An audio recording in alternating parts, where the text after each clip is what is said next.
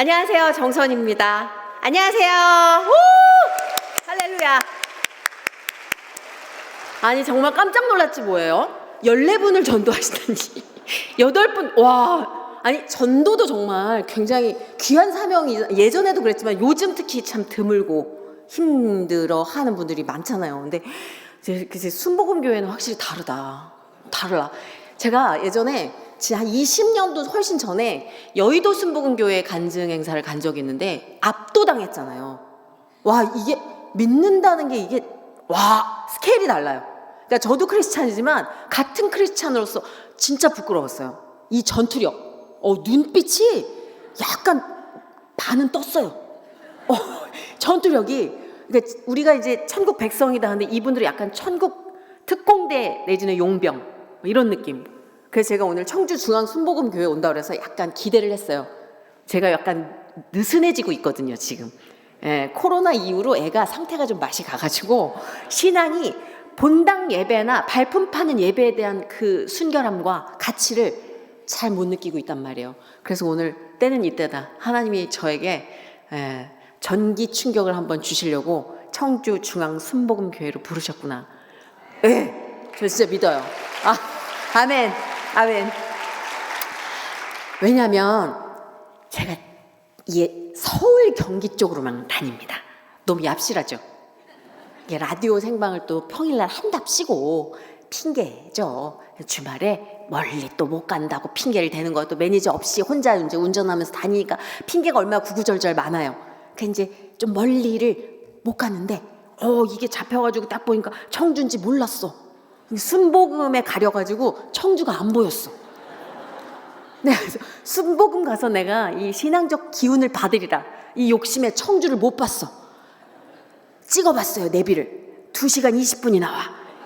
야, 주말에 이 정도면은 이제 평일엔 거의 3시간 걸린다는 건데, 그래서 제가 딱 운전을 하면서 느꼈어요. 하나님이 진짜 정말 정신을 잃어야 할 땐 뒤통수를 쳐서라도 정신을 잃게 만드시는구나. 제가 안 그랬으면 여러분을 어떻게 만났겠어요? 또 얍실하게 잔머리를 굴렸겠죠? 제가 왜냐면 그렇게 비장한 사명감을 갖고 있는 훌륭한 크리스찬이 아니에요. 때만 되면 도망갈 기회를 엿보고 있는 아주 얍실한 딸이에요. 그런데 이 딸을 또 뭐 쓸 게 있다고 이렇게 하나님이 데려다 쓰시고 또 반질반질 닦아주시고 좀 그렇게 해주셔서 저는 진짜 여기 제 의지로 온 거 아니에요. 진짜로 여러분. 좀 부끄러운 얘기지만 잘난 척도 하고 싶은데 진짜 제 의지 아니에요. 정신 차려보니까 여기 와 있는 거예요. 하나님은 늘 이런 식이세요. 그래서 오늘 사실 그 12분 중에 8분 중에 또 곳곳에 일어나기 좀 애매하게 기마자세로 일어난 교회가 그렇죠. 자꾸 주목을 시키죠. 그래도 오늘 여기서 노래를 안 불렀잖아요. 또 가면은 새로 오신 분들 쫙 세워놓고 장미꽃 드리고 이렇게 들고 있는 동안 노래 불러요. 아시죠? 당신은 사랑받기 위해 태어난 사람. 표적 찬양. 끝날만 해서 앉을만 하면 또 2절 시작하고 너무 뻘쭘해서 제가 처음에 교회에 왔을 때 그게 제일 싫었어요. 사람들이 자꾸 나한테 관심 갖는 거. 그냥 무리에 묻혀서 대충 시간 때우고 가고 싶은데 그게 안 돼요. 오늘 오신 분도 뭐 진짜 뜨거운 게 치밀어서 오신 분도 계시겠지만 약간 인간관계를 좀 하려다 보니까 어떻게 하다 여기 끌려오신 분들도 있을 거예요. 야, 이거 애매하다. 지금 여기 기둥도 없어가지고 빠져나가기도 뭐하다. 야, 불 꺼지면 나가야지. 불도 안 꺼질 거고. 그래서 지금 약간 정신적인 이렇게 문화적 충격에 계신 분들도 있을 것 같은데, 만약 저와 같은 분이 계시다면. 근데 세상에 우연인 것 같지만 하나님 세계에서는 우연이라는 게 없어요. 반드시 여러분이 이 자리에 오셔야 될 이유가 있고 제가 이 자리에 서야 할 이유가 있겠죠. 구체적인 건 몰라요. 제 지능으로는 하나님의 예비하심과 계획을 따라갈 수가 없어요. 그래서 그냥 언젠가부터는 묻지도 따지지도 않고 일단 시키면 갑니다. 그게 마음이 편해요. 거부하고 찝찝하게 사느니 아싸하게 갔다가 후련하게 오는 게 훨씬 더 마음이 가볍고 열매가 많이 맺힌다는 걸 그래도 그나마 나쁜 머리로 경험치로 알게 됐어요. 그래서 오늘 오신 분들도 좀 헷갈린다면 좀만 두고 보세요. 하나님이 여러분 인생에 어떻게 개입하시는지, 어떤 식으로 여러분을 일으키시고 위로하시고 쓰시는지 기가 막힌 드라마가 여러분 삶에 펼쳐질 거라고 감히 장담합니다. 옛날에 교회에서 이런 얘기하면은 또 약 판다 그랬어요. 막 호객행위인가? 약간 그런 느낌. 그래서 전도하시는 분들 막 노방전도 다니고 나는 진짜 그게 곱게 안 보였어. 모르겠어요. 왜 그렇게 크리스찬들이 싫었는지. 무리지어 다니면서 의도치 않은 사람들을 막 끌어다 쓰는 게 약간 다단계 같고 막 그랬어요. 진짜 죄송해요. 안 믿을 때. 저희 엄마도 그랬어요, 근데. 왜냐면 저희 어머니가 저한테 영향력을 주신 걸 거예요, 아마. 핑계를 대자면. 저희 어머니 지금 권사님이시거든요. 근데 저희 집이 어머니가 17년째 엄청나게 뜨겁게 불교를 믿는 집안이었어요. 그러니까 집에 왜 종교를 안 쓰면 학교에 불교라고 쓰는데 불교를 비롯한 이제 플러스 샤머니즘, 토테미즘 각종 무속이 혼합된 그런 통합 신앙이었다고 해도 과언이 아니에요. 왜냐면 그렇게 굿을 많이 했던 기억이 나요. 뭐 하면 저희 아버지가 위태로우면 뭐 사업에 뭐 좀 흔들리면 그 아버님이 뭔가 하나를 꾸준히 못 하셨기 때문에 바뀔 때마다 구슬하고 무속인 찾아가고 뭐 절에 들어가면 뭐 하루 이틀 1000배 2000배 하느라 또 못 오시고 그러다 보니까 저는 교회라는 어떤 문화가 우리 집안과 그렇게 연관이 있을 거라는 상상을 못 했어요. 그러던 어느 날 그러니까 제가 중학교를 이런 기독교 학교를 들어간 게 된 거예요. 그때 이제 뺑뺑이로 엄마가 이제 큰 걱정이 생긴 거죠. 와, 이거 큰일 났다. 이게 의도치 않게 미션 스쿨인데 이 염광 지금은 남녀공학이지만 염광 고등학교, 염광 뭐 중학교 이 재단이 그 근방에서 굉장히 깊은 뿌리 깊은 기독교 재단으로 유명했거든요. 그러니까 어머님이 봤을 때 야, 좀 살짝 종교가 좀 엉키는데 이런 생각이 드셨대요. 그래가지고 그때부터 어머님이 더 그 불공을 드리고 치성을 드리는데 열심히 매진하셨고 제가 교과서라고 성경책 찬송가를 주잖아요. 그걸 갖고 들어오면 밤에 잘 때 밖에다 내놓으셨어요. 현관 밖에다가 꿈자리 뒤숭숭하다고. 그럴 정도로 미신에 예민하셨고 뭔가 기독교적인 다른 종교가 들어와서 우리 집안에 어떤 해를 가할까 봐 그거에 대한 두려움이 굉장히 크셨던 분이에요. 그래서 저는 당연히 우리 집안에 만약에 그러니까 제가 학교를 이제 1년 2년 다니다 보면 조금 일주일에 한 번씩 예배를 드리고 그 예배를 드리는 환경이 아무래도 장악력이 있겠죠. 학생이니까 믿질 않아도 그냥 약간 하나님이 계신가? 그걸 뭘 잘못하면 하나님한테 벌 받나? 약간 이런 느낌. 중심이 부처님 뭐 이런 다른 어떤 굿하고 막 귀신 뭐 이런 거에서 약간 하나로 이렇게 뭉쳐지는 분이 한 분 계신가? 이런 생각이 물음표처럼 들 때였는데 그때 막연히 그런 생각을 했어요. 만약에 학교 선생님들 말씀대로 하늘에 떨어진 미랄이 돼서 우리 집이 만약에 기독교가 된다면 내가 이렇게 썩어진 미랄이 돼서 이렇게 싹을 틔우지 않을까? 왜냐면 내가 제일 먼저 기독교 학교, 기독교를 접했으니까 뭐 이런 생각을 했는데 저희 집은 되게 특이하게 저희 어머님이 전도를 하셨어요. 되게 특이하죠. 저는 그냥 떨어져서 썩었는데 거기서 싹은 어머님 틔우셨더라고요. 왜냐면 그때 미션스쿨 다니면서 크리스찬으로 거듭난 게 아니라 그냥 무늬만 뭐 어느 정도 그리고 부활절 크리스마스 때 한번 찍고 어느 성가대에 잘생긴 오빠 있다더라 그럼 한번 원정 가서 보고 뭐 이런 정도의 신앙 뭐 가슴 깊이 막 그분을 만나고 싶다 그분이 함께 하셨으면 좋겠다 그분의 응답을 들었으면 좋겠다 뭐 이런 소망이나 이런 게 없었어요. 근데 저희 어머니가 어느 날 교회를 나가시겠다는 거예요. 너무 놀랐잖아요. 왜 그러지? 너무 무서운 거예요, 갑자기. 너무 각도를 심하게 트니까. 그래서 왜 그랬더니 아니 내가 얼마 전에 천호동에 그 유명하다는 보살을 만나고 왔는데 그 보살이 니네 아빠 자꾸 사업이 망하는 이유가 우리 집하고 그 종교가 안 맞대. 그래서 그러니까 저희 집이 불교 믿는데 그 불교랑 안 맞는다고. 그러니까 어머님 생각에 그럼 기독교인가? 이렇게 생각이 된 거예요. 왜냐면 갑자기 막 조로아스터교 막 이럴 수는 없잖아요. 힌두교 막 이슬람교 이럴 수는 없으니까 그럼 교회를 한번 나가볼까? 그래서 제가 하나님은 정말 급하시면 무당도 쓰시나? 이런 생각. 어렸을 때 어린 마음에 뭐지 도대체? 근데 또 어머님의 방향성이 약간 이제 절에서 시큰둥해지면서 뭐 태워서 올리고 뭐 이렇게 많았어요. 뭐 하시는 게. 근데 점점 시큰둥해지더니 어머니가 아는 분이 소개를 해서 의정부에 있는 교회를 나가신다는 얘기를 들었어요. 근데 그때까지만 저는 막 개그맨이 될 무렵이었어요. 그러니까 20살 그때였으니까 엄마가 뭘 하든 관심은 없었어요. 되게 의외다 정도였지 20살이 뭐 그렇게 부모님 삶에 크게 뜨겁게 관심 있어요. 지들 삶이 우주지. 그러니까 막 제가 이제 앞으로 해나갈 방송국에서의 삶, 막 명예, 막 이런 성공 이런 거에 눈이 돌아 있을 때니까 엄마가 교회를 나간다고? 어이가 없네? 뭐 정도. 근데 조금 지나니까 아빠가 같이 나가는 거예요. 이거는 우리 집에 큰 문제였어요. 왜냐면 아빠랑 엄마랑 사이가 안 좋아요. 사이가 안 좋아요. 그래가지고 크게 그냥 싸우고 전쟁을 치르는 분들이 성경책 찬송가를 들고 교회를 나가는 그림을 한번 상상해 보세요. 이건 뭘 의미하냐면 우리 세 남매에겐 머지않아 험한 게 한번 오겠다라는 불안감. 이게 좋은 일이 너무 크게 있으면 사람이 불안해져요.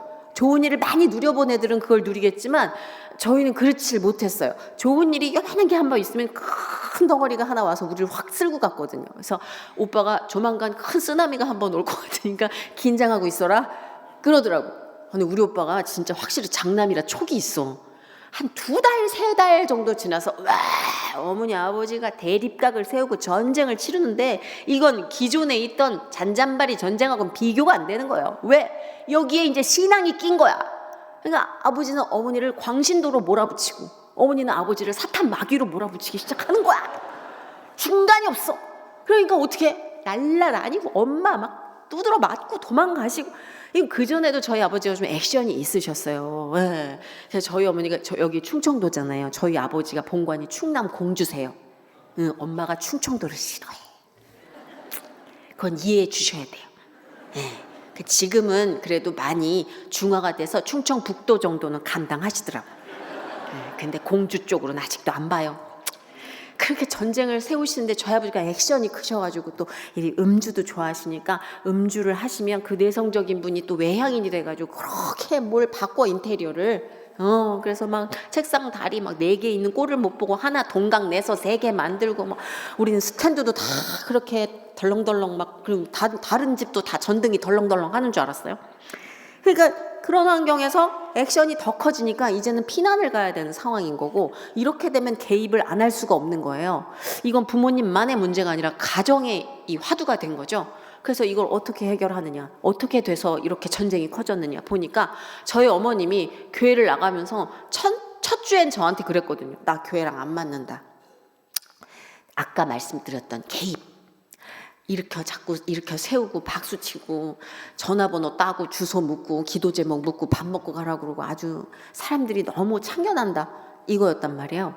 그걸 듣고 업데이트가 된 소식을 모르고 몇 개월 지났는데 한 3, 4개월 안에 어머님이 은혜를 딱 받으시고 하나님을 만나신 거예요. 왜? 그러니까 정말 이게 박수 나와야 될 일이잖아요. 근데 그 당시 우리 3남매는 너무 두려웠던 거예요. 엄마의 변화가. 이게 상징하는 건 아빠의 포악함이 도를 넘어설 거라는 예고였거든요. 근데 엄마가 갑자기 새벽 기도로 점프를 하시는 거예요. 그 아버지 액션은 더 커졌죠. 심지어 저희가 처음 섬기기 시작한 교회가 상가 4층에 있는 개척교회였어요. 근데 그 교회를 가서 어머니를 끌고 나오고 이런 퍼포먼스를 동네 주민들이 다 보게 되고 이게 소문이 나고 너무 창피하고 이사를 갈 형편은 아니고 뭐 이런 와중에 어머니가 갑자기 팔을 걷어붙이고 하나님을 섬기기 시작해요. 그래서 제가 사실 어머니의 신앙을 굉장히 영향을 많이 받았어요. 왜냐하면 저희 어머니는 그렇게 바뀔 분이 아니에요. 나는 북한이 먼저 바뀔 거라고 생각했어. 저희 어머니가 이 크리스찬, 예수 그리스도, 기독교를 바라보는 이 시선이 얼마나 무시무시하고 두려움에 가득 찼었는데요. 그래서 성경 찬송을 밖에다 내놓고 주무시고 개모임에 크리스찬이 온다 그러면 적극적으로 반대하고 피하시던 분인데 어머니 갑자기 금요 철야 예배, 수요 찬양 예배, 새벽 예배 불을 지피시듯이 타오르기 시작한 거예요. 이글이글. 집안에 불화가 끊일 날이 없었어요. 아버지는 목사님 욕을 하고 그 교회를 이상한 단체로 몰아붙이고 뭐 이런 와중에 집에 정을 둘 수가 없으니까 밖으로 돈 거예요. 밖에는 제가 섬겨야 될 우상들이 많았어요. 명예도 있고 성공도 있고 이것만 내가 모른 척하면 그냥 난 여기만 보면서 달릴 수 있다라고 생각을 했고 착각을 했어요. 그러니까 집에 별로 신경 안 쓰고 밖에만. 그러니까 집에 새벽에 들어오면 또 일찌감치 또 보따리에서 나가서 또 집에 새벽에 뭐 이러니까 집에서 한 2-3시간, 4-5시간. 그때는 엄마가 어느 정도 피해를 입고 있는지 당하는지 사실 눈을 감고 싶었어요. 알고 싶지 않았어요. 그 폭력의 화살이 나한테 날아올까 봐 두려웠어요. 너무 부끄러운 고백인데 그랬어요. 가급적이면 아빠를 거스르고 싶지 않았고 진짜 아빠를 너무너무 증오하고 싫어하더라도 그 티를 못 냈어요. 엄마가 너무 가엾지만 엄마 편을 적극적으로 들지 못했어요. 그런데 어느 날 제 일에 불균형이 오기 시작해요.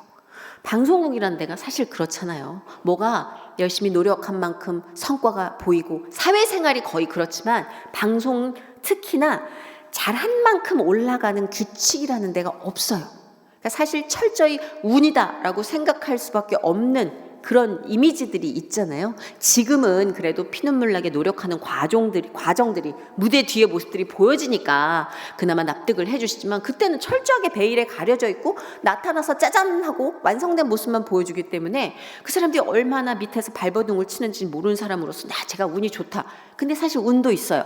열심히 노력하는데 잘 안 되는 경우도 있어요. 그래서 제가 참 불공평하다라고 느끼면서 나는 이렇게 열심히 하는데 나보다 훨씬 열심히 안 하는 애가 왜 저렇게 잘 되지? 이렇게 속상했을 때 누가 한마디 탁 쳐줬어요. 너보다 훨씬 열심히 하는 애가 안 되면 너보다 훨씬 열심히 안 하는 애가 안 잘 되면 너보다 훨씬 열심히 하는데도 안 되는 애가 있다. 걔가 봤을 땐 네가 불공평의 상징이다. 그 얘기가 정신이 번쩍 나더라고요. 진짜 이 세상이 온통 불공평해요. 근데 어찌 보면 그 불공평의 가장 큰 수혜자가 나일 수도 있다라는 생각을 해주는 말이었어요.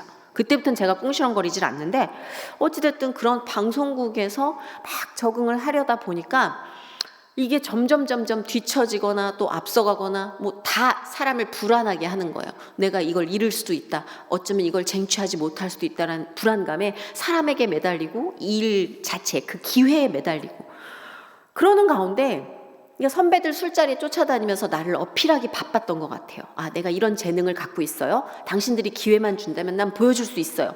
PD, 뭐 영향력 있는 선배, 조금 힘 좀 있는 사람들이 뭐 가라오케 가고 뭐 술집 가가지고 막 회식을 해. 그럼 거기에 안 껴도 되는 자리도 가는 거예요. 어쩔 수 없다라는 핑계를 대면서 가요. 가서 그냥 이름 석자 박으려고, 얼굴 한번 익히려고. 근데 그게 한 3년 차 되던 해쯤에 이제 저희 집도 이렇게 바뀌어가고 있는데 제가 문득 집에 오는데 이게 진짜 너무 허무한 거예요. 너무 텅 빈 것 같은 느낌이 드는 거예요. 어찌 보면 이 사람들이 나를 필요로 할 때 나는 진짜 광대처럼 가서 그 시간을 때워주는 이용당하기 딱 좋은 호구고 그 사람들은 또 그 다음에 자기네 본업으로 딱 돌아가서 열심히 일할 텐데 난 돌아갈 본업이 없으니 난 또 그냥 또 기회만을 계속 바라보고 있고 그러니까 계속 소모되고 있다라는 생각을 지울 수가 없었고 그렇게 허무했어요. 술자리에서 돌아오는 길이. 그러던 중에 저희 어머니가 살짝 저를 찌르시더라고요. 교회를 한번 가자고. 이제 중학교 고등학교 때 예배 실컷 드렸으니까 뭘 또 드리나 그때 뭐 다 했는데 왜냐면 그게 또 얼마나 졸린지 알고 이러니까 가기가 싫더라고.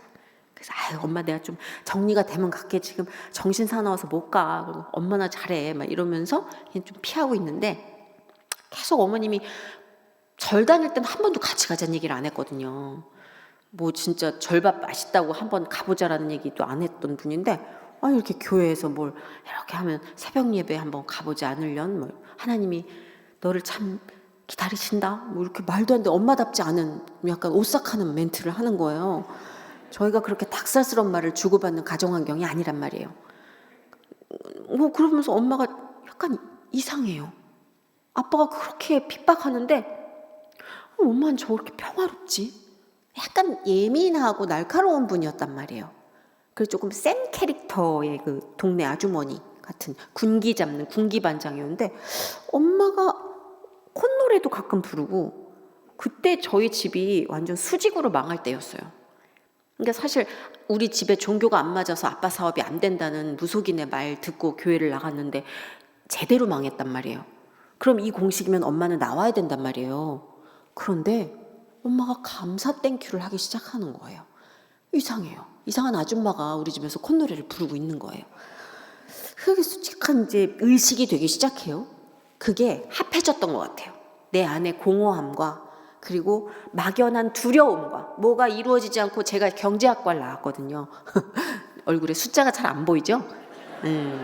지금 사실 그래요. 덧셈 뺄셈 지나 곱셈 나눗셈 가면 절어요. 근데도 참 경제학과 나왔다는 게 나도 신기해요. 그때는 그게 경쟁력이 좀 약했어요. 그래가지고 무조건 들어가야 되는데 우리 집에 재수는 없다 그래가지고 일단 들어갔는데 들어가서 헤매기 시작했지 뭐. 근데 그 또래 애들은 다 전공 살려가지고 정말 금융권에 취업 준비하고 이러는데 이제 내가 2학년 되기 전에 이렇게 개그맨 쪽으로 들어왔으니 한 번 휴학하고 뭐 이런 거 엉망진창이야, 학적부도.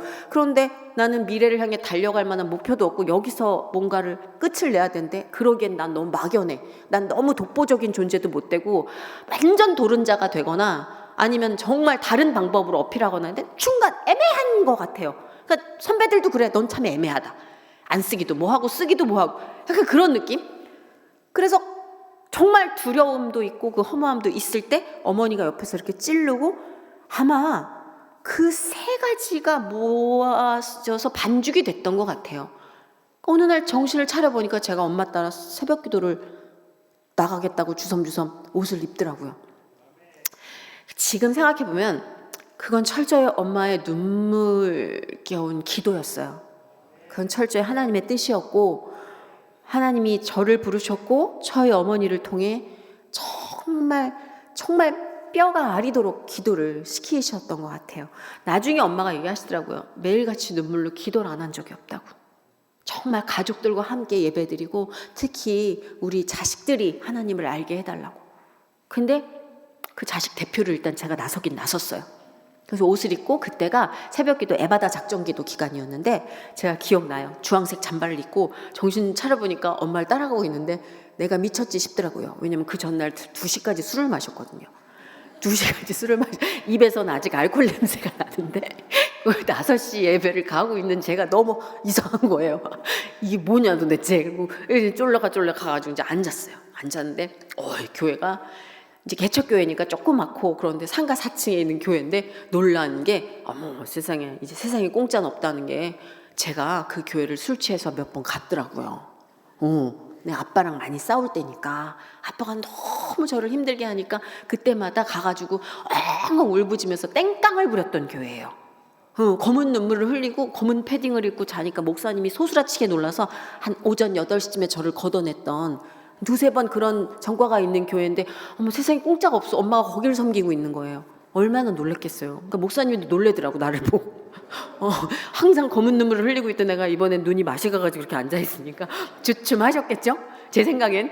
근데 어쨌든 목사님 설교가 무슨 말인지 모르는데 이렇게 들었는데 또 희한한 건 교회 가니까 그렇게 잠이 안 오다가 잠이 오네? 아주 푹 잤어요. 아주 푹 잤어.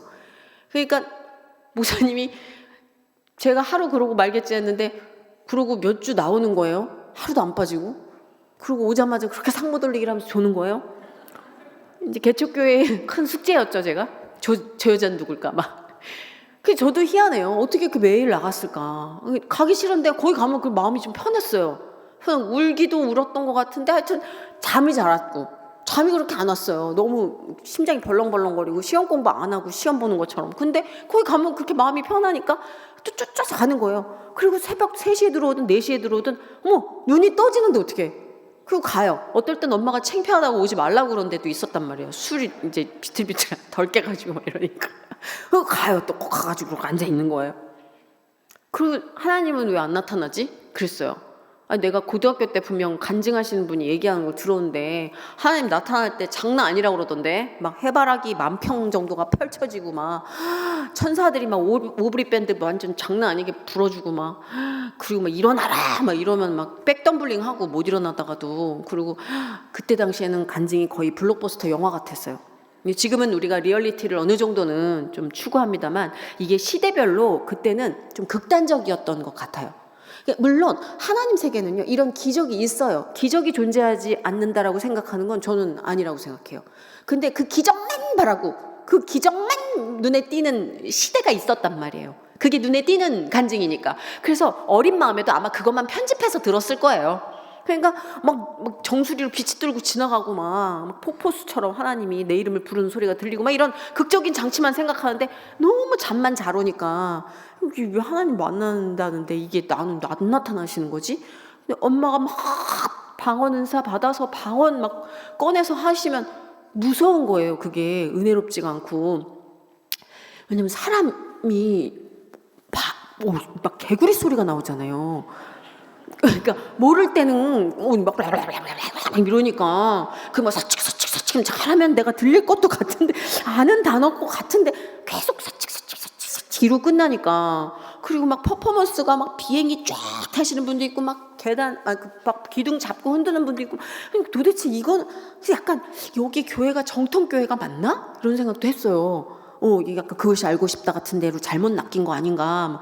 그래서 막 의심하는 눈으로 막 우선 쳐다보고. 근데 뭐 들어봤자 내가 아는 얘기야 말이지. 근데 얼추 고등학교, 중학교 때 들었던 얘기는 같은데 하여튼 모르겠단 말이죠. 그래서 뭐 이러고 이제 있는데 저희 어머님이 저를 이렇게 보면 되게 애처로웠던 것 같아요. 그러니까 네가 좀 무서워하니까 뭐 나가 있으라고 그러기도 하고, 가끔은 내가 엄마 저기 안 가면 안 되냐고, 딴 데 가면 안 되냐고, 저 이상한 것 같다고 하면 엄마가 정통성을 의심하는 얘기를 하면은 보여줘요. 이렇게 교단에서 나온 그런 얘기.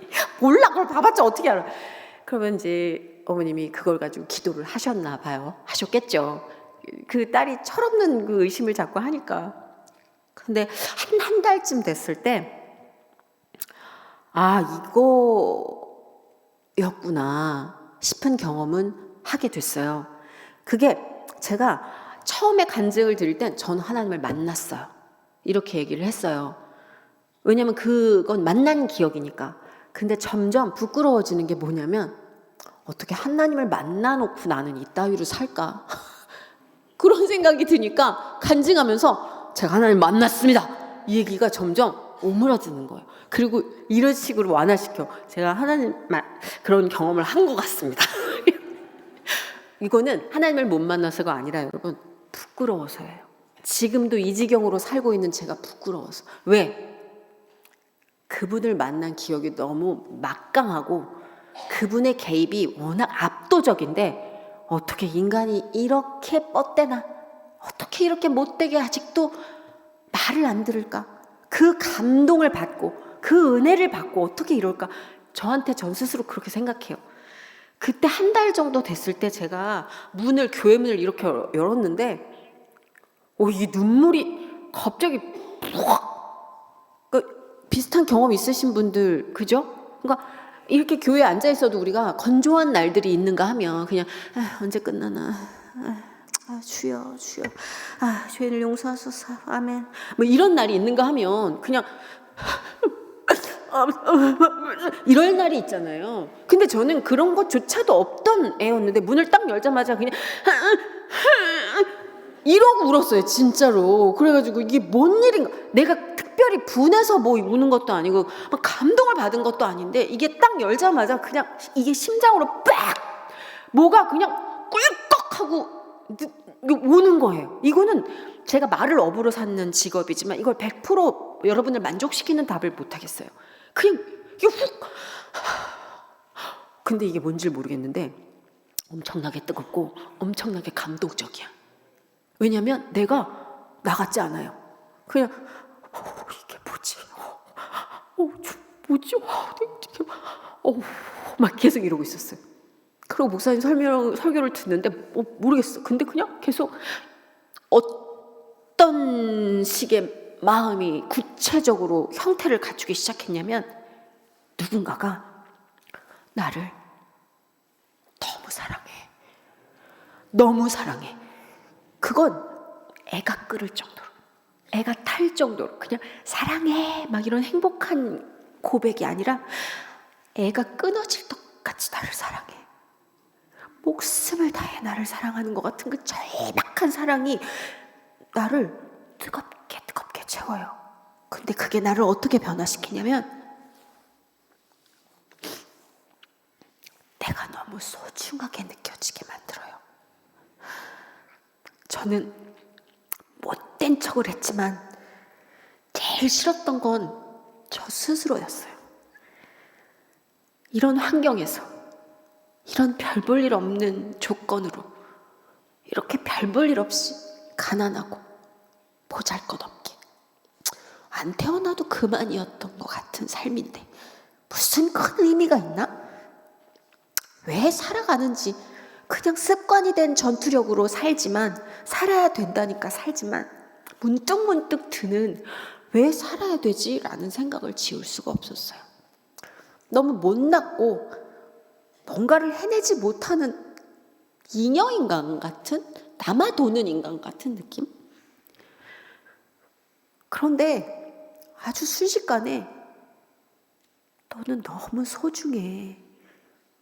너는 너무 소중한 사람이야. 그 생각이 드니까 눈물이 나더라고요. 내가 정말 기다렸던 말이었구나.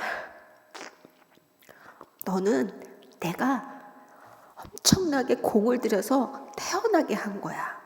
너는 우연히 태어난 게 아니야. 너의 삶에는 의미가 있어. 너는 정말 사랑받아 마땅한 사람이야. 너는 내 딸이야. 그 모든 절박한 고백이 다 어우러져 있는 뜨거운 마음이었어요. 그 마음이 너무 감사한 거예요. 너무 감사한 거예요. 나는 그때까지만 하나님 만나면 진짜 따지려고 그랬거든요. 아니 세상에 부조리함이 너무 많고 그리고 나는 왜 이렇게 당연하게 되는 게 없고 왜 이렇게 다 힘들어요. 막 그러고 막 쟤는 왜 진짜 말도 안 되게 진짜 못되게 진짜 저러는데 왜 잘 돼요. 막 따지고 싶었는데 와 이게 딱 들어왔는데 한마디도 따질 게 생각이 안 나요. 그냥 하나님 너무 감사해요. 이거 계속 하나님 너무 감사합니다. 하나님 너무 고맙습니다. 이게 하나님이란 말이 절로 나오는 거예요. 나도 모르게 이게 진짜 하나님이에요? 막 이런 뭐 어떤 검사해서 검수 결과 없이 그냥 바로 하나님 너무 감사해요. 그리고 진짜 그 뜨거움이 너무 좋으니까 너무 소중해서 숨도 제대로 못 쉬더라고.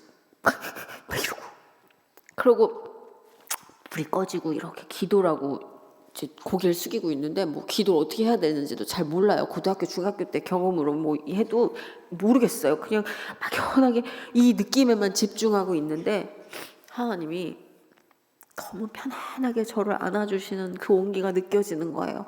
아무것도 안 해도 괜찮아. 아무것도 노력하지 않고 지금 아무것도 하려고 하지 않아도 괜찮아. 이대로 그냥 내 품 안에서 나를 느끼고 그냥 너 편안하게 있어. 막 이렇게 위로해 주는 것 같았어요. 기를 쓰고 뭔가를 노력했어야 되는 현실과 다른 그 평온한 안락감이 너무 좋아서 이렇게 있었는데 조금 진정이 되니까 조금씩 이제 궁금해지기 시작했어요. 하나님, 저는 이렇게 사랑 많이 받고 있는 줄 몰랐어요. 제가 이렇게 소중한 사람인 줄 몰랐어요. 그래서 하나님, 제가 하나님 욕을 좀 많이 했어요. 그리고 하나님 믿는 사람들도 제가 많이 핍박하고 조롱하고 그랬어요. 근데 하나님, 그게 너무 죄송해요. 그 다음에 죄송하다는 마음이 너무 크게 들었어요. 근데 한번 죄송하다고 뱉고 나니까 싹 다 죄송한 게 생각나는 거예요. 그래서 진짜 부랴부랴 다 꺼내놨어요. 제가 죄라고 생각하지 않았는데 갑자기 생각나서 죄라고 생각하는 것들은 지금 숙제하듯 꺼내놓지 않으면 안 될 것 같은 생각에 하나님, 이것도 너무 죄송하고 이것도 생각하고 하다 보니까 갑자기 제가 아빠한테도 너무 잘 못해서 죄송하고 얘기하면서도 아닌데 이거는 아빠가 먼저 잘못한 건데 이런 생각이 들었지만 이게 하다 보니까 그게 계속 그렇게, 근데 이렇게 꿀꺽꿀꺽 뭐가 나오는데 그걸 계속 주저리 막 큰 느낌 속에 막 반 막 울며 또 반 얘기하며 하다 나온 걸 꺼내다 보니까 와, 이게 살 것 같은 거예요. 숨이 쉬어져요. 그리고 뭔가 희망 같은 게 생기기 시작해요. 몰라요, 그건 구체적으로. 근데 그런 거 있어요. 되게 한심한 표현이지만 잘 될 것 같아요. 그냥 그런 생각이 들어요. 그냥 막 구체적으로 난 이렇게 해서 이렇게 잘 될 것이야 라는 하나님의 어떤 계시를 받은 게 아니에요. 근데 손바닥 뒤집듯이 잘 될 것 같다 이런 생각, 어리석을 정도로 확 바뀌어서, 그리고 행복하고 안정된 그 평화가 저를 담요처럼 덮어주는 거예요. 그게 첫 만남이었어요. 그게 첫 만남이었고, 제가 아까 살짝 언급을 했지만 제가 감히 그 첫 만남을 하나님의 전신을 봤다고 얘기를 못해요. 그 이후에 제 삶이 너무 부끄럽기 때문에. 그러나 제가 하나님의 머리카락 한 올을 발견한 것 같은 찰나의 그 만남이었을 수 있겠지만, 하나님은 그 머리카락 한 올로도 인간의 전 생애를 뒤바꿀 수 있는 힘이 있는 분이라는 걸 알아요. 제가 그 산 증인이거든요. 그 만남이 제 인생을 완전히 전복시켰어요. 태도를 바꾸고 저를 바른 인간으로, 정말 결점 하나 없는 흠없는 크리스찬으로 거듭나게 한 건 아니에요. 제 안에 썩은 뿌리와 자아가 너무 많아서 오랜 시간이 걸렸지만, 하나님이 그때 저한테 엄청나게 큰 공식을 하나 입력해 주셨어요. 예수 그리스도로 여과시키는 삶의 고난, 그걸 주셨어요. 제가 빌립보서의 이 4장 11절부터 13절까지의 말씀을 왜 사랑하냐면, 저는 예수님 믿으면요 다 승승장구하고 꽃길만 걷고 정말 소나기, 눈보라 다 피해야 되는 거라고 생각했어요. 그게 당연한 거라고, 하나님이 지켜주니까. 근데 저는 예수 그리스도를 만나고 겪었던 그 수많은 일련의 시련들을 생각할 땐 정말 어떤 사람은 야, 너 교회 다녔는데 왜 그래? 막 이런 얘기를 한 적도 있어요. 근데 지금 이제 어느 정도 하나님의 공식이 이해가 가요. 정말 주님이 바라셨던 게 어떤 고난도 없이 순백의 길을 정말 꽃길처럼 걸어가는 평화롭기만 한 날들일까? 그걸까? 근데 빌립보서 말씀을 딱 보는 순간, 비천에 처할 줄도 알고 풍부에 처할 수도 알고, 나는 배고픔도 알고 배부름도 알아. 왜? 그 모든 상황 안에 하나님이 계셨기 때문에. 하나님은 배부름 안에서만 계시는 분인 줄 알았어요. 착한 일 안에서만 존재하는 분인 줄 알았어요. 그래서 천국 입구에서 기다리고 계시다가 정말 참 잘했어요, 도장 빵빵 찍어주고 천국 들어가, 넌 안 돼, 그러시는 분인 줄 알았는데, 흙 묻고 피 묻은 발로 나의 아픈 일상으로 들어와 주시고 함께 하시는 분이라는 걸 몰랐어요. 그 돌팔매질을 다 맞아주시고 나를 업고 이고 뛰고 같이 가시는 분이라는 걸 몰랐어요. 근데 어느 순간 제 인생을 돌아보니까 그게 보여요. 하나님의 발자국이, 예수님의 바쁜 발걸음이 보여요. 그래서 빌립보서의 이 말씀이 저는 너무 각인이 된 거예요. 그래서 내가 배고프다고 주님이 안 계신 게 아니고, 내가 고달프고 힘든 삶을 견디고 있다고 해서 주님이 잠깐 외출하신 게 아니었구나. 저는 그런 줄 알고 되게 고독했던 시절도 있었거든요. 어찌됐든 그때 하나님 만나고 잠깐 동안은 승승장구였던 것 같아요. 진짜 말한 대로 이루어지고 달란 대로 부어주시는 듯 했어요. 진짜 신생아가 옹알이가 하면 전 물려주시듯이 하나님이 손에 많은 것들을 채워주시고, 빚을 갚게 하시고, 돈을 벌게 하시고, 명예를 갖게 하시고, 진짜 프로그램 간절하게 원하면 그것 또한 갖게 하시고, 진짜 한 계단 한 계단 올라가면서 하나님이 주신 것들이 감사해서 수요 찬양 예배, 금요철에 엄마와 같이 정말 불꽃처럼 삶을 예배로 지지기 시작한 거예요.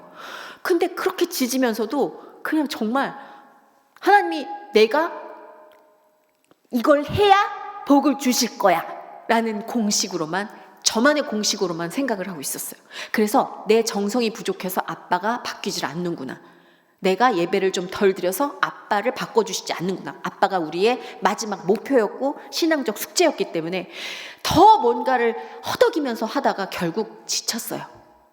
그래서 아빠의 기도를 어느 순간 멈췄어요.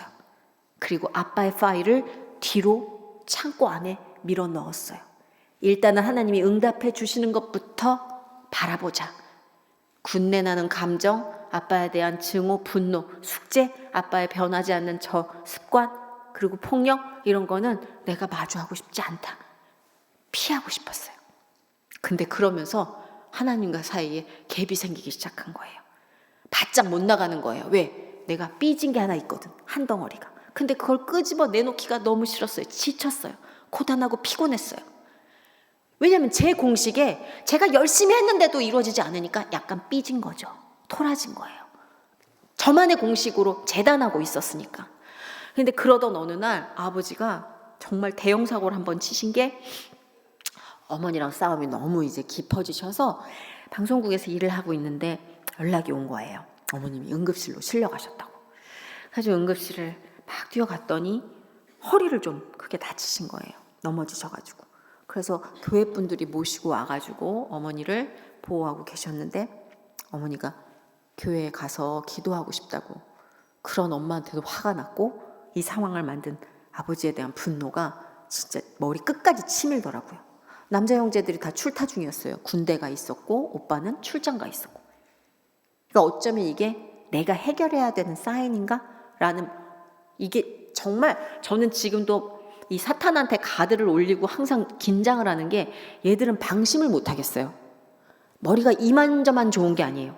그러니까 사람의 가장 약한 부분을 알고 가장 취약한 두려움을 알아요. 그렇잖아요. 잘생긴 사람 좋아하면 못생긴 사탄으로 오면 되는데 잘생긴 사탄으로 와요. 여러분도 돈을 좋아하면 돈으로 와요. 명예를 좋아하면 명예로 와요. 이놈의 시키들이 내가 좋아하는 걸 기가 막히게 알고 기가 막히게 가면을 써요. 좀 냄새나고 군내나는 모습으로 오면 내가 적당히 피할 수가 있잖아요. 근데 그때 가장 큰 저를 지배하는 감정은 아빠에 대한 분노였고, 이 분노의 감정을 불태울 만한 이유를 사탄이 준 거예요. 그럼 어떻게? 나는 정의의 방망이를 휘둘러야 돼. 예수님이 안 휘둘러 주니까 내가 휘둘러야 돼. 그래서 이 분노를 뗄감 삼아 제가 아버지를 정말 어떻게 할 생각을 했던 거예요. 진짜 뭐 방망이를 한번 들어가서 들이받아.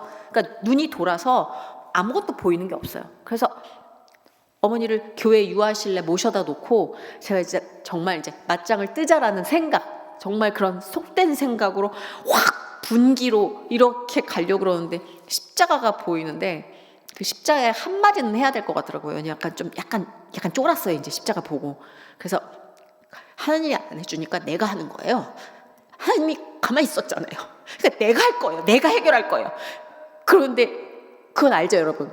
약간 뻗팅기고 막 지르는데 안에서 이미 겁은 나는 거, 이미 아닌 건 알잖아요. 내가 이래선 안 되는 건 알아요. 근데 하여튼 이거는 막 어떻게 하나님한테 합리화를 시켜야 될 것 같다는 그 쫄보 같은 생각에 보들보들 떨면서 얘기를 하다가, 그래서 뒤돌아서 이제 마음 약해질까 봐 이제 막 내가 가서 진짜 가만두지 않을 거야. 다 부셔버릴 거야. 나도 진짜 네가 더 힘세 막 이러면서 내가 막 나를 독려하는 거야. 지지 마. 네가 지금 분노라도 있어야지 이거 맞짱 뜰 수 있어. 막 이렇게 독려하고 막 이러고 있는데 갑자기 빵 하고 어떤 생각 하나가 나를 붙잡는 거예요. 그러지 마. 그냥 너희 아버지를 한 번만, 불쌍한 사람이니까 한 번만 안아주라. 한 번만 안아주라. 제가 진짜로 이거는 내가 너무 무서워서 나를 보호하기 위해서 스스로 만들어낸 환청이다라고 생각했어요. 왜냐하면 하나님이라면 이런 설정값을 줄 수가 없어요. 왜? 하나님은 내 편이어야지. 나는 피해자고 그 사람은 가해자니까. 근데 하나님이 가해자 편을 드는 거잖아요. 안아주라는 거는. 그래서 나는 이거 내가 무서워서 헛게 들리는구나, 헛게 느껴지는구나, 이거는 헛소리다. 진짜 그렇게 생각했어요. 그리고 화가 났어요. 만약에 이게 하나님이 주신 마음이라면 이건 아니다. 하나님은 내 편 아니다. 하나님 진짜 이건 말도 안 된다. 막 그러고 있는데 희한하게 발을 한 걸음 한 걸음 옮기는데, 희한하게 나 그렇게 시킨 대로 또 할 것 같은 거야. 내가 하지만 알아야 돼. 난 진짜 너무 화가 났어. 나 지금 꼭지까지 엄마 지금 상태를 봐, 선이야. 너 지금 가서 아빠 멱살 잡아야 돼. 너 지금 어떤 무기를 써서라도 아빠 때려 눕혀야 돼. 너 지금 안 그러면 너도 죽어. 막 이런 게 사실은 합리화시킬 수 있는, 설득력 있는 마음이잖아요. 전혀 이 상황과 반대되는 마음이 나를 지배하고 곧 그렇게 할 것 같은 이 더러운 느낌. 그 당시에 더러운 느낌이에요. 짜증나, 진짜 짜증나, 이러면서 갔어요, 집에. 그리고 집에 현관문을 딱 열었는데, 어머 세상에, 우리 아버지가 불교 채널을 틀어놓고 술을 막 마시고 있는 거예요. 어머 세상에, 나 그게 너무 웃기는 거야. 여러분, 제가 좀 웃기는 거에 약해요. 네, 진짜 죄송해요. 제가 너무 꼴보기 싫어도 나 좀 웃기면 용서해요. 지금 하나님이 저를 기질을 아시는 것 같아요. 제가 얼마 전에 라디오 진행하다가 입 튀어나온 것 때문에 막 이렇게 하고, 제 짝꿍 문천식 씨가 얼굴이 됐다 커요. 그래가지고 턱걸이를 얼굴로 하셨나 봐요. 그랬더니 문천식 씨가 저한테 정선희 씨는 철봉을 물고 있었나 봐요. 이러는 거예요. 근데 너무 웃기잖아요. 아니, 너무 꼴보기 싫은 말인데 내가 먼저 던진 것도 오해하지 마세요. 우린 늘 그렇게 싸워요. 또 저희가 평화로우면 여러분이 불안해하시더라고요. 저희가 항상 멱살 잡아 돈 번다고 그러는데 그러니까 너무 친남매 같은 케미로 티격태격 하는데 너무 웃겨가지고 바로 용서해버렸어요. 그러니까 제가 좀 그런 웃음 포인트 약한데 아니 그냥 문을 열고 들어가는데 반야신경같이 마하바냐 막 이러고 있는데 거기서 아빠가 술을 막 박자 맞춰서 마시고 있는 게 너무 귀엽잖아요. 교회에서 핍박받는 자신의 어떤 그 분노, 마누라도 딸도 날 다 무시해 막 이런 킹콩처럼 막 이러던 분이 갑자기 막 옹졸한 주먹을 쥐고 막 그 불교 TV를 막 이빨 크게 틀어놓고 너 들어봐 뭐 이런 그 결심과 어떤 세팅, 그 디렉팅이 너무 귀엽잖아요. 너무 유치하잖아요. 그러니까 너무 웃겨가지고 웃음이 터졌네. 그 상황이 미친 것도 아니고 웃음이 터졌네. 근데 나 웃음이 터지면서 아빠를 보니까 우리 아빠 사이즈를 하나님이 빡 줄여놨어. 우리 아버지가 좀 풍채가 있으셨단 말이에요. 근데 온몸을 동글동글하게 줄여놔가지고 요만한 7살짜리 꼬마애가 도라에몽 같은 주먹을 쥐고 막 골을 부리고 있는 것처럼 보이게 세팅을 해주신 거예요. 진짜 그렇게 보이더라니까. 아버지에 대한 공포가 사라지고 너무 작은 어린애가 관심을 받으려고 막 온 힘을 다해서 욕을 하고 막 나쁜 소리를 뱉고 있는 것 같은 느낌이 있잖아요. 그 느낌이 왜 왔나 계속 내가 어이가 없어서 이렇게 봤는데 하나님이 그러시는 거예요. 봤지? 어린아이야. 사랑받지 못해 울고 있는 어린아이야. 봤지? 근데 순간 아빠가 내 자식처럼 느껴졌어요. 진짜 너무 신기했어요. 나는 아빠를 한 번도 불쌍하다고 생각해 본 적이 없어요. 우리 아버지는 불쌍하다는 말하고 정말 안 어울린 사람이에요. 그렇게 집을 때려부시고 엄마를 때리고 저희를 때리고 그렇게 폭군처럼 사신 분인데 어느 세월에 그런 생각이 스며들 수 있었겠어요. 근데 좀 너무 불쌍한 거예요. 그리고 그런 생각이 들었어요. 어떤 인생을 살았길래 저렇게 변해버렸을까? 처음 태어났을 때부터 그런 사람은 아니었을 것이고 어느 순간 자상했을 것이고 어느 순간 따뜻했을 건데 저 사람은 왜 저렇게 돼버렸을까? 근데 못 느껴지던 게 느껴지기 시작했어요. 그러면서 한숨을 후 쉬자 되게 이상한 장면들이 지나가는 거예요. 난 여태껏 내가 우리 아버지한테 당하고 있다고만 생각했거든. 근데 정말 고상하고 우아하게 아버지를 짓이기고 아버지를 무시하는 내 모습이 지나가기 시작했어요.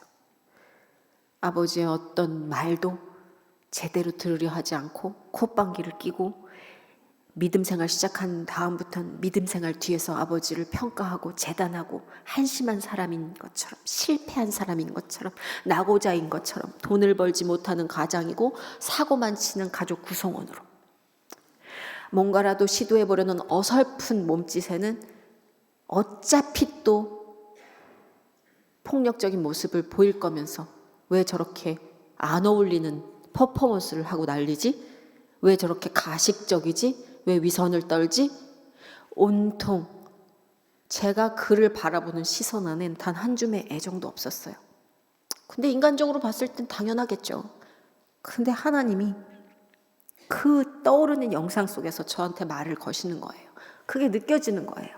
선이야, 너는 나한테 그렇게 많은 사랑을 받았잖니. 너는 그렇게 많은 사랑을 받고 있잖아. 근데 왜 너는 손톱만큼의 사랑도 너희 아버지한테 주려는 노력을 안 하니? 내가 이유를 만들었어요. 저 사람은 사랑받을 자격이 없어. 저 사람은 사랑해서는 안 돼. 근데 따지고 생각해봐, 소냐. 너도 나한테 그랬잖아. 제가 그럴 만한 자격이 없는데 왜 이렇게 큰 사랑을 주세요? 그냥 네가 사랑할 수 없으면 내 사랑이라도 좀 전달해줘라. 그냥 그런 마음이 저한테 말을 계속 시켰어요. 그래서 아빠 옆에 앉아가지고 가만히 있었어요. 눈물이 계속 흐르더라고요. 아버지도 제가 안 하던 짓을 하니까 조금 낯설었나 봐요. 뭐라도 한마디 해야 되겠다 싶어서 꺼낸 게, 너도 애비를 무시하니까 뭐 더 이상 얘기할 필요 없어, 이런 류의 얘기였던 것 같아요. 근데 제가 정말 말도 안 되는 얘기를 아버지한테 꺼낸 거예요. 아니 아빠, 내가 미안해 라는 얘기를 했어요. 꺼내놓고도 서로 놀랐어요. 미쳤다, 내가 이거까지는 얘기할 줄 몰랐는데. 근데 희한하게 미안하다는 얘기를 꺼내고 나니까 온통 미안한 거 투성이에요.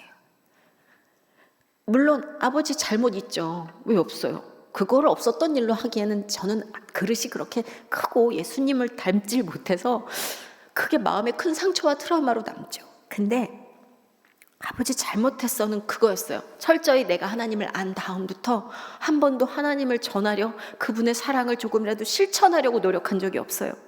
내가 받아서 쑥쑥 먹을 줄만 알았지, 조금이라도 내가 이만큼 받았으니까 저 사람한테 이거 줘볼까라는 생각을 해본 적이 없고, 아버지의 인생을 궁금해한 적이 없어요.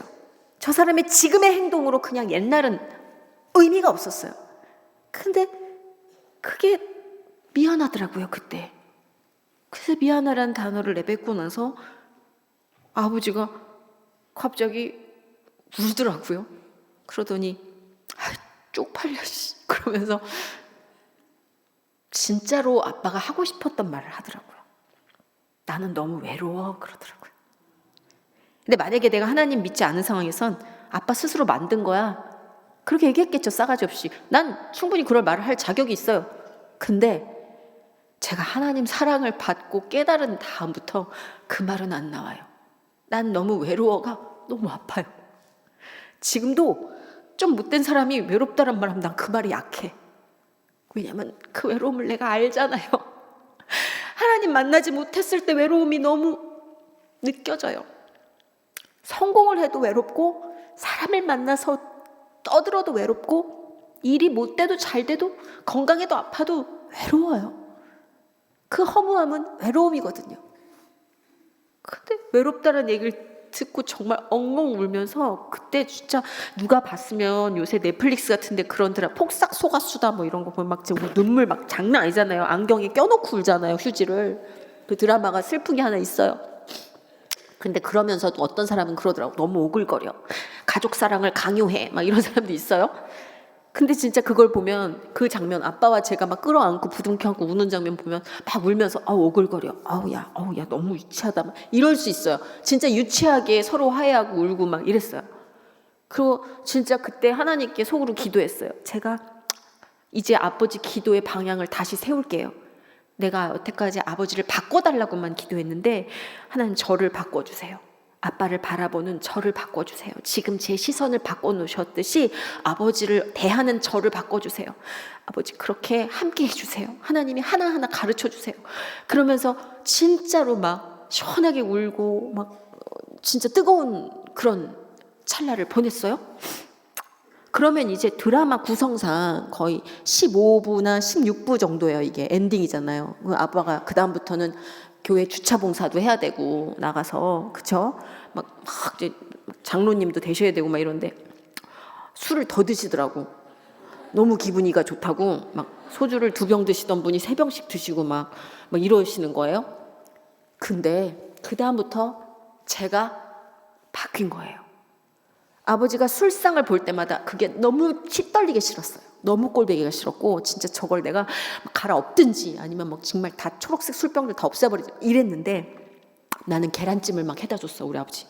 속 버려 그러면서. 그리고 앉아가지고 아버지가 엄마를 막 욕하면 그게 너무 한심해 보였어요. 가장이 돼가지고, 남편이 돼가지고 자식들한테 부인 욕밖에 할 게 없어 뭐 이런 말을 하고 싶었는데, 아버지가 어머니가 막 하면 간신나라 충신이 된 거예요.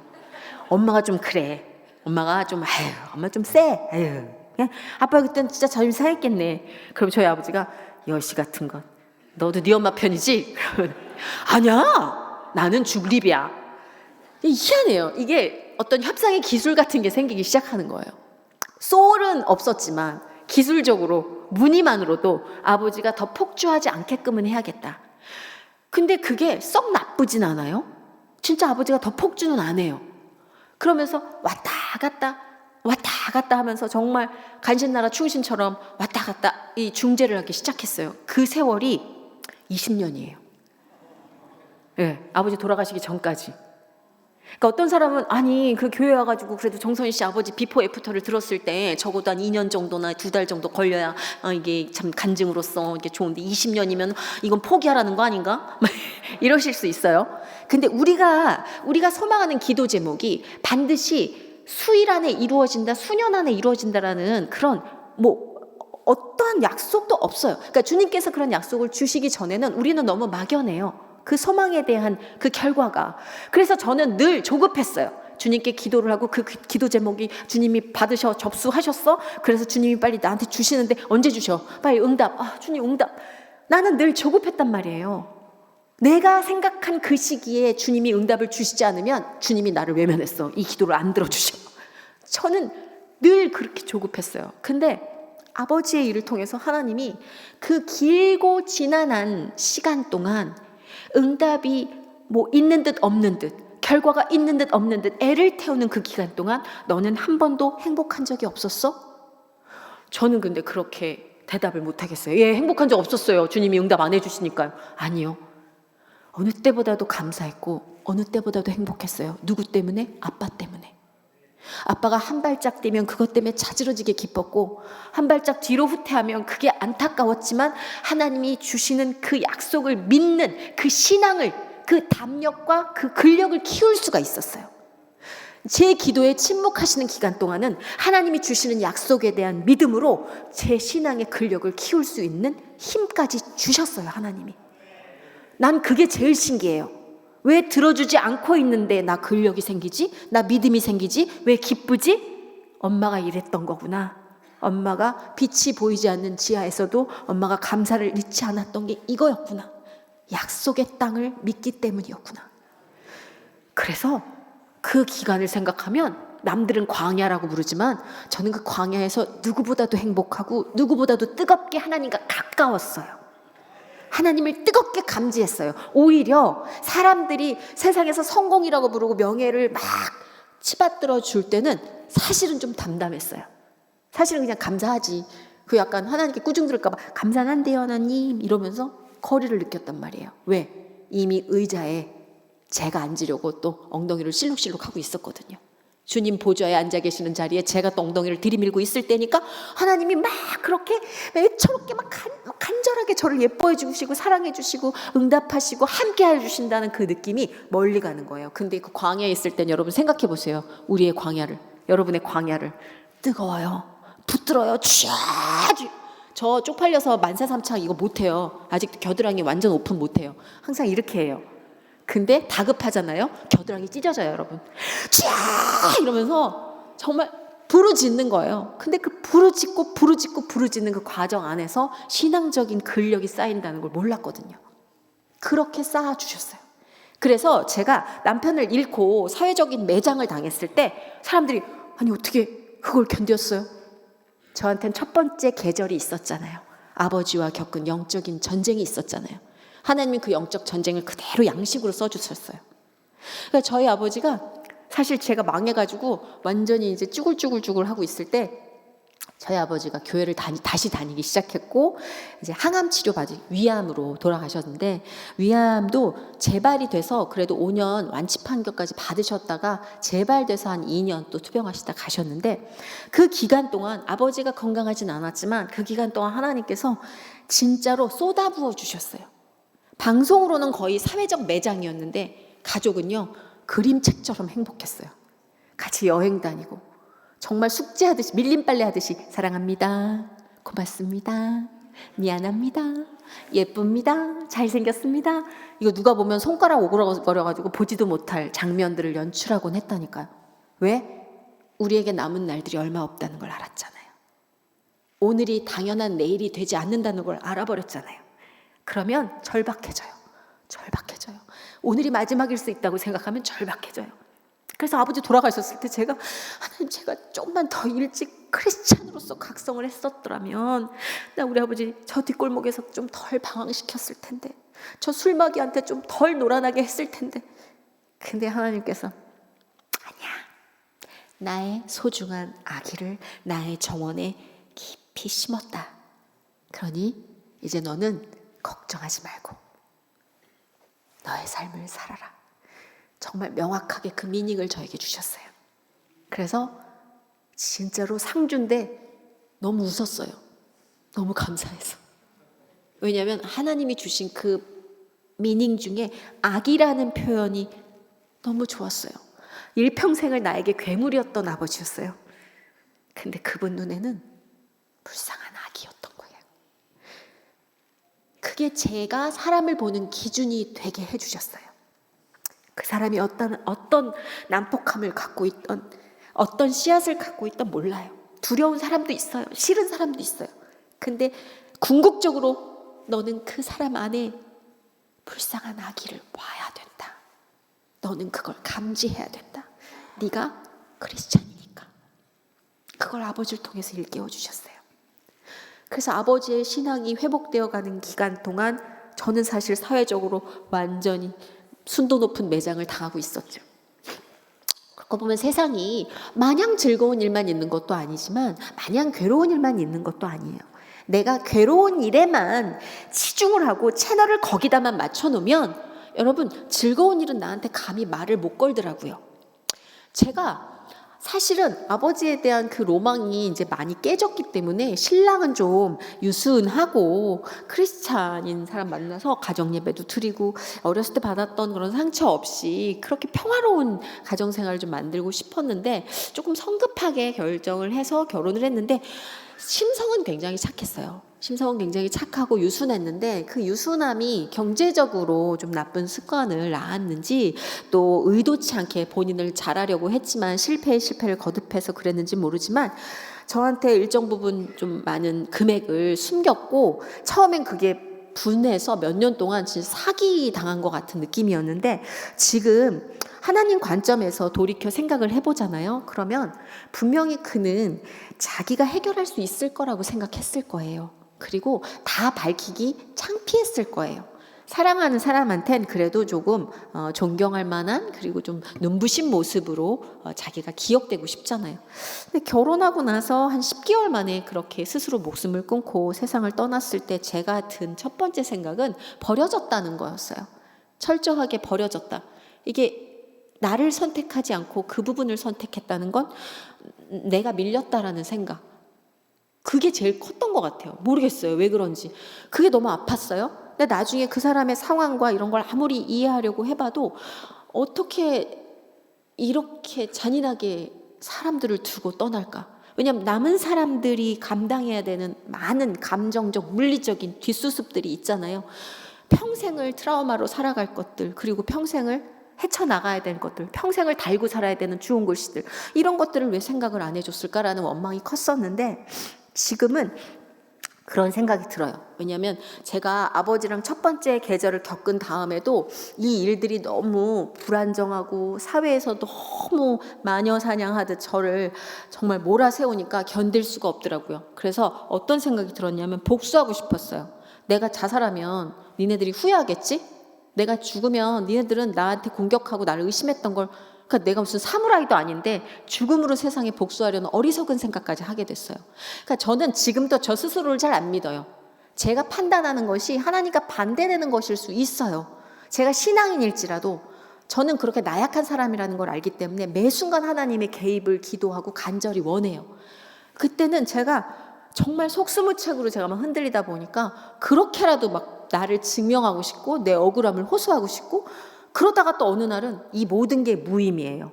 허무하고 이런 게 헛짓인 것 같고, 그리고 나를 응원하는 사람들의 이런 소리들이 안 들려요. 막 너무 나를 좋아해야 될 사람들이 나를 싫어해. 돌아섰어. 내 팬이었는데, 저 사람들 어저께까지만 해도 내 어떤 직장 동료였는데 어떻게 이럴 수가 있지? 나를 뒤에서 저렇게 수군거리고 욕하고 모함하지?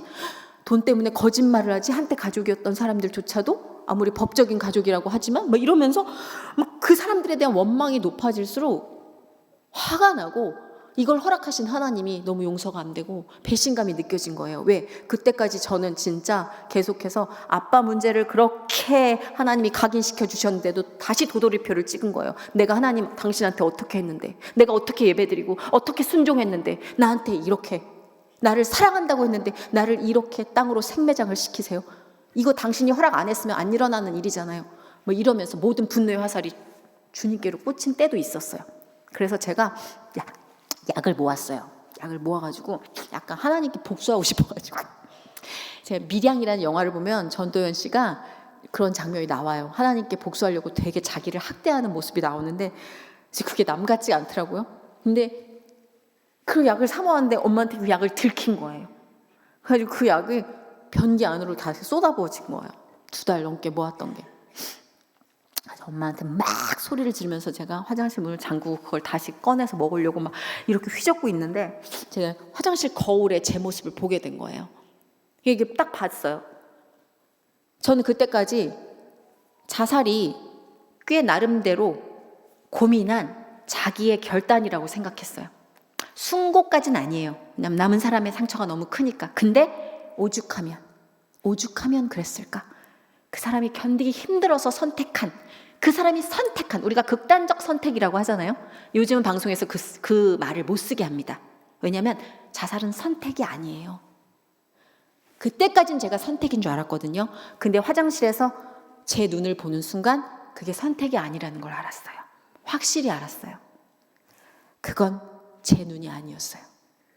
그거는 사람을 죽일 생각에 희열에 번들거리는 타살을 앞둔 자의 눈이었어요. 광기와 희열로 번들거리는 즐거움이었지 그거는 슬프고 고독하고 처연한 눈빛이 아니었어요. 저는 그 눈빛일 줄 알았는데 그 눈빛이 아니었어요. 그래서 알았어요. 자살이 선택이 아닌 걸. 저 눈빛으로 끌려 들어가는 거구나. 저 눈빛에 나를 저 제단 앞에 나를 바치는 거구나. 근데 그러니까 두려움이 밀려들기 시작했어요. 진짜 무서웠어요. 저게 내 의지가 아니라면 이거는 심장이 터질 것 같은 공포가 앞서기 시작한 거예요. 그래서 무릎 꿇고 기도했어요. 하나님, 살려주세요. 제발 저를 살려주세요. 저는 저기 끌려 들어가고 싶지 않아요. 그리고 정말 무릎이 땅에 닿도록 팔을 납작 엎드려서 머리를 납작 엎드리고 하나님께 제발 살려달라고 기도했어요. 너무 두려워서 못 살겠다고, 이 세상을 살아갈 용기도 없고 무엇으로 살아가야 될지도 막막하다고. 그러니 주여, 세상이 나를 끝을 냈으니 제발 나를 살려주시옵소서.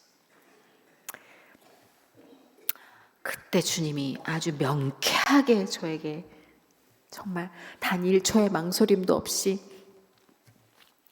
심장 한가운데로 말씀을 주셨어요. 세상이 끝을 내야 내가 시작한다. 그러니 너는 지금부터 나와 함께 하자. 내가 어느 누구도 너를 해치지 않도록 너를 일으킬 거고, 너를 치유할 거고, 너를 쓸 것이다. 믿어지는 약속이었어요. 너무나 확고하고 너무나 명료해서 믿을 수밖에 없는 약속이었어요. 몸의 세포가 마치 저보다 더 그 말씀을 알아들은 것처럼 일어나기 시작했어요. 또다시 모든 것이 잘 될 것 같고 모든 것이 괜찮아질 것 같은 희망이 풍선처럼 부풀어 오르기 시작했어요. 살아야겠다는 생각이 들었고 살 수 있다는 생각도 들었어요. 근데 어떻게? 두렵지 않았어요. 하나님이 마지막에 하신 말씀이 있거든요. 이제부터 모든 순간을 나와 함께 하자. 이제껏 하나님이 함께하고 계셨는데 거기다가 시멘트를 발라버려 놓고 제가 너무 고독하다고 노래를 부르고 있다는 사실이 깨달아졌어요. 그때부터였어요. 그때부터 하나님이 걸음마 아이를 일으켜서 걸음마를 시키듯 오늘 할 수 있는 것부터, 내일 뭐해요엔 답을 안 해주시고, 나 이제 어떻게 돼요엔 답을 안 해주셨어요. 저 방송 할 수 있어요? 답을 안 해주셨어요. 저 이제 어떻게 해요 하나님? 뭐 먹고 살아요? 답이 없으셨어요. 단 오늘 씻고 먹고 자자, 아주 단순히 오늘 할 수 있는, 인간으로서 할 수 있는 일부터 시키셨어요. 제 기억으로는 그래요. 그리고 장을 보러 나가게 하셨고, 그리고 조금씩 몸을 움직여 집안을 돌아다니고 청소를 하게 하셨고, 술을 치우게 하셨고, 약을 안 먹게 하셨고, 그리고 정신을 차려 보니까 어머니의 퉁퉁 불어서 눈물 범벅이 된 얼굴들이 보이게 하셨어요. 아버지의 뭉툭하지만 조심스러운 몸짓과 눈빛을 보이게 하셨고, 형제들의 조심스러운 발걸음을 보게 하셨고, 나를 신경 쓰느라 조심조심 전화도 조심조심, 문자도 조심조심 하는 친구들, 지인들, 그분들의 연락에서 그 온기를 느끼게 하셨어요. 어쩌면 큰 은혜라는 건 내가 몰랐던 것을 이렇게 돋보기처럼 확대해서 보여주시는 걸 수도 있겠구나라는 걸 그때 배웠어요. 난 이 사람들의 응원이 너무나 당연했고, 식구니까 나를 이해하고 내 편을 드는 게 당연했다고 생각하지만, 하나님은 그거는 당연한 게 아니야. 그거는 네가 너무나 감사해야 될 너의 선물이야 라는 걸 알려주시듯이, 모든 날들에서 가장 당연하다고 치부했던 것들을 확장시켜 주시기 시작했어요. 그때 알았어요. 그 기쁨의 확장이 나를 살게 하는 생명이라는 걸. 밥을 먹을 수 있는 것도 기뻐요. 눈이 보이는 것도 기쁘고, 눈물을 흘릴 수 있는 감각이 살아있다는 것도 기뻐요. 감사해야 돼요. 그리고 날씨가 좋아. 와, 내 상황과 상관없이 날씨가 너무 좋아. 이걸 볼 수 있는 눈이 너무 감사해요. 그러던 어느 날 시장에 갔는데 제가 방울토마토를 이렇게 사고 있다가 정말 주저앉아 울었어요. 다이어트를 하려고 방울토마토를 사고 있다는 건 이 어려운 와중에 네가 얼마나 처먹고 있다는 거니? 진짜 감사해야 된다. 울었어요. 그때 번역일을 주셨는데 그 번역일이 전부 다 그런 내용이었어요. 일상이 주는 감사. 우리가 당연하다고 치부해놨던 모든 관계들의 확장이 주는 감사. 당연한 게 없어. 매일같이 에브리데이 크리스마스야라고 자각하는 게 큰 축복이라는 거를 얘기해주는 책이었어요. 그거를 6개월 동안 번역하면서 감사를 몸에 새기듯 각인을 시키게 된 거고, 그 다음 책을 또 번역할 기회를 주셨는데 그것 또한 그런 내용이었어요. 그러니까 이런 것들이 점차적으로 하나님께 맡기고 발걸음을 옮기다 보니까 그림 같은 것들이 그려지고, 정신을 차려보니까 내가 사람들의 댓글과 사람들의 콜 상관없이 무관한 나만의 정원에서 꽃밭에서 꽃을 키우고 있더라고요. 즐겁게 내 삶을 살더라고요. 예전엔 방송이 아니면 살아갈 수도 없고 살 의미도 없다고 생각했어요. 사람들이 찾지 않는 정선이는, 방송하지 않는 정선이는 아무 의미 없다고 생각했어요. 왜?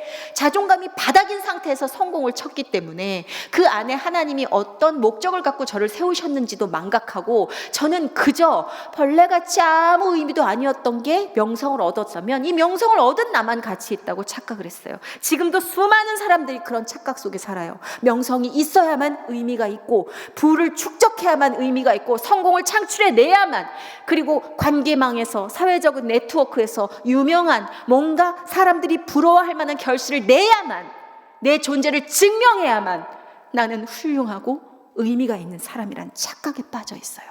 이 사회의 공식이 지금 이렇게 돼 있어요. 근데 하나님은 그것과 반대의 길을 항상 얘기하세요.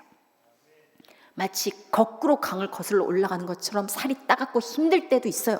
그런데 하나님은 얘기하세요. 이게 옳다. 이게 옳다. 너는 나의 공식 안에서 움직이는 나의 피조물이다. 그래서 하나님의 공식대로 움직여 봤어요. 그랬더니 이 모든 조건과 무관한, 내가 행복의 조건이라고 새겨놨던 모든 조건과 무관한 그 관계를 다 가위로 끊어놓고 난 동떨어진 외딴 섬에 있는 것 같은 상황이었는데, 세상 기준에서 봤을 땐 나는 완벽히 충만하고 행복했어요. 오히려 방송이나 밖으로 나가고 싶지 않을 정도로. 근데 하나님은 또 멈춰있는 거 싫어하세요.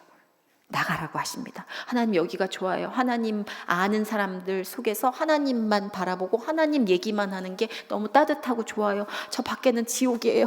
난 여기 있을래요. 사람들은 광야라고 하지만 이게 요람인걸요. 근데 그렇게 나가고 싶다고 할 때는 못 나가게 하시더니 이제 두려워서 막 쉬려고 하고 누우려고 하니까 하나님 등을 떠밀어서 또 나가게 하세요. 정말 그분이 인도하시는 대로 왔어요. 저는 큰 그림을 못 그렸어요. 그런데 그러고 보니까 그냥 이렇게 또 방송에 복귀를 해서 뭐 동물농장 그리고 라디오.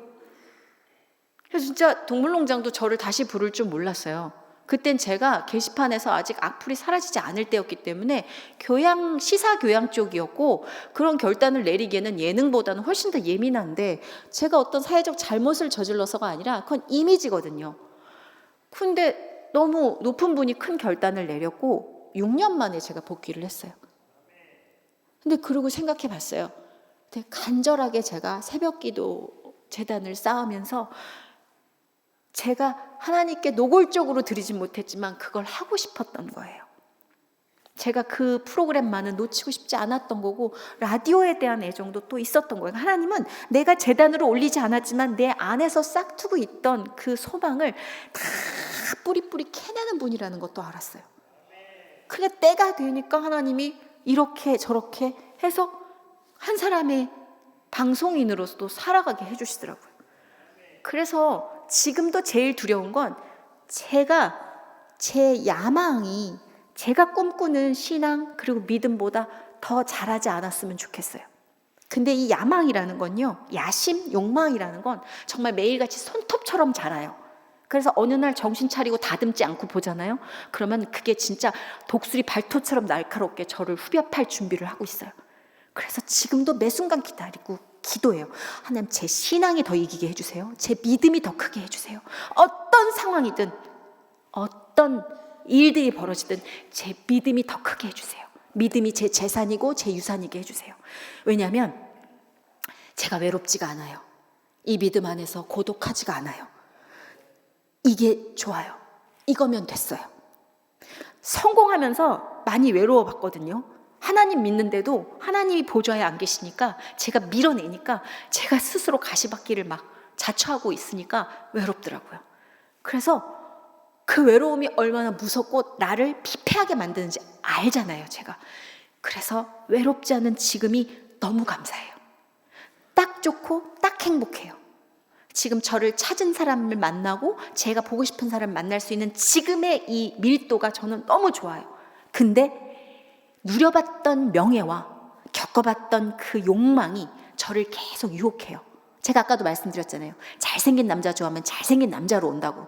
사탄이 가면을 기가 막히게 쓴다고. 잊지 못할 명예로 자꾸만 저를 유혹해요. 알아요. 명예 좋죠. 달콤해요. 그렇지만 하나님 안 계시는 고독보단 저는 차라리 지금, 아니요, 차라리라는 표현도 쓰고 싶지 않아요. 전 지금이 너무 감사해요. 그래서 오늘 제가 여러분을 만난 것도 사실은 완성되지 않은 삶일 거예요. 누군가 봤을 때는. 근데 그냥 그 말씀을 드리고 싶었어요. 여러분이 어떤 과정을 겪든 여러분 혼자 하시는 거 아니라는 것만 알아주셨으면 좋겠어요. 하나님이 저를 여기 보내실 땐, 그렇게 꾀를 부리고 가기 싫어하는 저를 여기 보내셨을 땐, 여기 계신 여러분, 아까 그 소개받은 10분, 8분, 또 한 분의 새 신자일 수도 있고, 여기 오래 교회 다니신 정말 오래된 훌륭한 크리스찬일 수도 있어요. 누군지는 모르겠지만 살리고 싶으신 거죠. 그 옛날 저를 일으키시고 안아주고 치유하신 것처럼 그분들, 여러분조차도 못 느끼고 있는 여러분만의 아주 마르고 삭막한 그 상처를 그분은 감지하고 살리고 싶으셨기 때문에 상처투성인 딸을 여기에 세우신 게 아닐까, 저는 그렇게 생각해요. 우리의 상처가 다른 상처를 치유하게 할 수 있는 도구로 쓰게 해주신 분은 하나님이십니다. 하나님의 개입이 없으면 내가 겪은 상처는 누구를 찌를 수 있는 무기가 된다는 것도 알려주셨어요. 상처 자체가 트로피가 될 수 있다는 것도 알려주세요. 내가 어떤 일을 겪었는데, 어떤 고난을 겪었는데, 내가 어떤 힘든 일을 해냈는데, 이것만으로 나는 이 상처가 우상이 돼서 남들을 칠 수 있는 괴물의 우두머리가 될 수 있다는 것도 저를 통해 알려주셨어요. 그런데 하나님은 이 시간도 말씀하십니다. 너의 상처로 다른 상처를 감지하고 그 상처를 치유하는 것이 내가 가장 바라는 복음이다. 저에게 주시는 미션이고 저에게 주시는 사랑의 표현이세요. 그래서 전 이 자리에 변함없이 부름받아 섰고, 오늘 이 자리에 제가 선 이 시간이 여러분께 어떤 열매로 남게 될지를 전 잘 그려내질 못하지만 그분이 그 열매를 어떻게 피워내실진 기대가 돼요. 그래서 그 기대를 품고 이 시간을 마무리하도록 하겠습니다. 함께 해주신 하나님께 감사드리고, 하나님은 여러분을 절대로 포기하지 않으시는 분이라는 거, 여러분이 살면서 포기하고 싶은 어떤 순간이 와도 그분은 이 자리에 계신 여러분을 절대 잊지 않으시고 포기하지 않으실 거라는 거, 여러분을 주인공으로 엄청난 대본을 쓰고 계시다는 거, 그거 잊지 마세요. 하나님은 여러분을 사랑하십니다. 할렐루야.